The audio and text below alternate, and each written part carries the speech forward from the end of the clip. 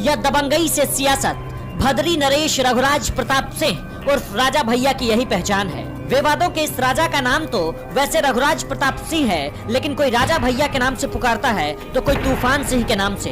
राजा भैया कई बार विवादों में आए, कभी हत्या, कभी डकैती, कभी अपहरण, तो कभी कोई और विवाद, तो कभी कोई सियासी विवाद। ये अलग बात है, विवाद भले ही नामों से जुड़ते गए, राजा भैया का कद हर तरीके से बढ़ता चला गया, वो चाहे सामाजिक हो या फिर राजनीतिक।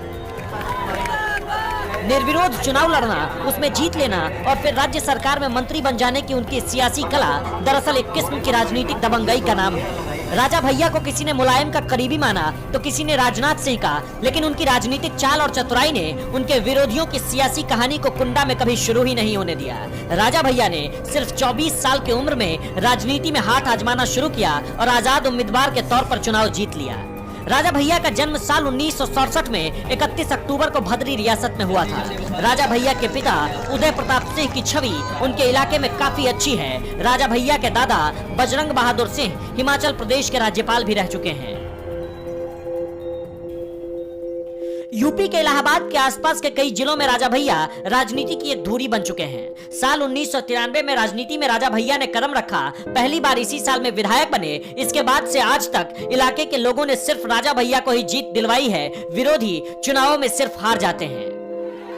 राजा भैया से पहले कांग्रेस से साल 1962 से लेकर 1989 तक कांग्रेस के नियाज हसन जीतते थे, लेकिन 1993 के बाद कहानी ही बदल गई। समझ लीजिए कि एक निर्दलीय विधायक को 1993 और 1996 में बीजेपी ने परोक्ष रूप से सपोर्ट किया। 2002, 2007 और 2012 में समाजवादी पार्टी ने समर्थन दिया।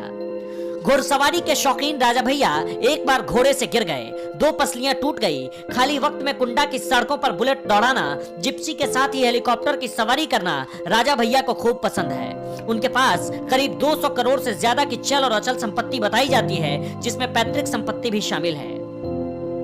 साल 1996 में कल्याण सिंह राजा भैया के गढ़ में पहुंचे थे। बहुत नाराज थे, कुंडा में हुंकार भरी थी, गुंडा विहीन कुंडा करो, ध्वज उठाई 2 हाथ।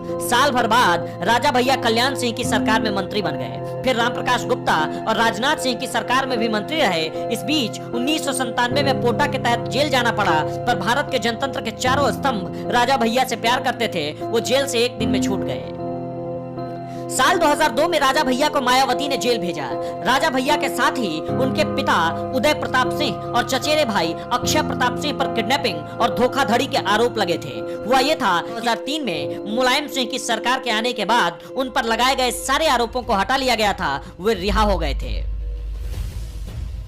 जिस वक्त राजा भैया की पोटा के तहत गिरफ्तारी हुई, उसी साल बेती पोखरा कुंडा में छनवाया गया। कहा जाता था कि उसमें मगरमच्छ था। राजा भैया ने कहा कि अगर तालाब में मगरमच्छ होता तो सारी मछलियां नहीं खा जाता।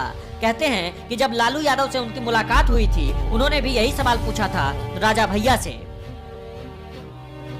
कुंडा में राजा भैया का अपना कानून है। लड़ाई, दंगे, घर परिवार की लड़ाई पर लोग पुलिस मुकदमा नहीं करते, राजा भैया के महल में जाकर उनसे न्याय मांगते हैं। कहते हैं कि राजा भैया का घर न्याय का घर है। राजा भैया के राजनीतिक सफर के साथ ही बताते हैं कि उनके पिता कभी उनके लिए वोट नहीं मांगते। साथ ही साथ ये भी कहा जाता है कि वो कभी वोट देने भी नहीं जाते हैं। सियासत में राजा भैया अभी लंबी पारी खेलने के मूड में है। खुद को लगभग हर पार्टी के साथ बैठा लेने वाले राजा भैया कई बार मुश्किल में पड़ने के बाद